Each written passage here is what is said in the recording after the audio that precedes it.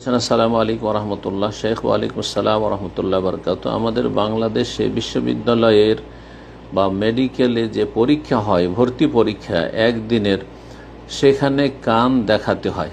কোনো বোন প্রশ্ন করেছেন, কান দেখাতে হয় আর নেকাব করা যাবে না, না হলে সে পরীক্ষা দিতে পারবে না। এক্ষেত্রে কি করবে?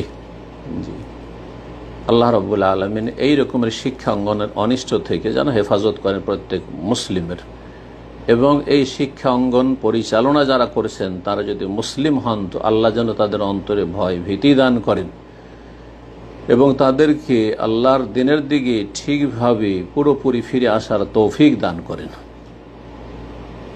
আর তারা যদি অমুসলিম হয় তাহলে তাদেরও জন্য হেদায়েত কামনা করব, আল্লাহ যেন তাদেরকে হেদায়েত দান করে, তাদের অনিষ্ট থেকে উম্মাতে মুসলিমার সকল স্তরের মানুষের হেফাজত করেন। কোনো মুসলিমের জন্য জায়েজ নয় যে কোনো সাবালিকা মেয়েকে বলবে যে তোমার কান খোলো, তোমার চেহারা খোলো। জি,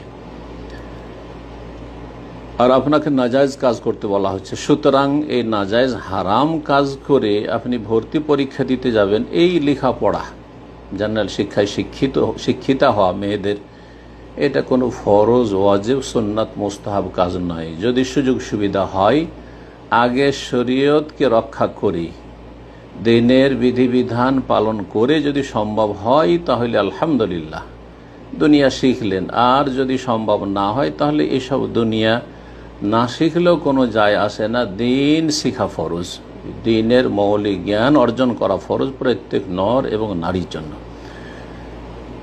বাকি কথা, পুরুষদেরকে আল্লাহ রোজগার করতে বলে, পুরুষরা এই দুনিয়ার শিক্ষা শিক্ষিত হবে দুনিয়ার রোজগার করার জন্য, মহিলাদের কোনো প্রয়োজন করে না।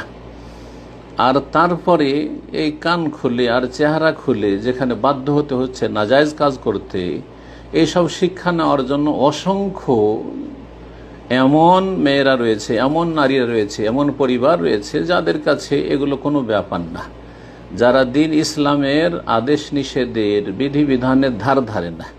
তারা এই দুনিয়ার পড়াগুলি পড়ুক, যথেষ্ট যথেষ্ট, আমাদের পড়ার কোনো প্রয়োজন নেই।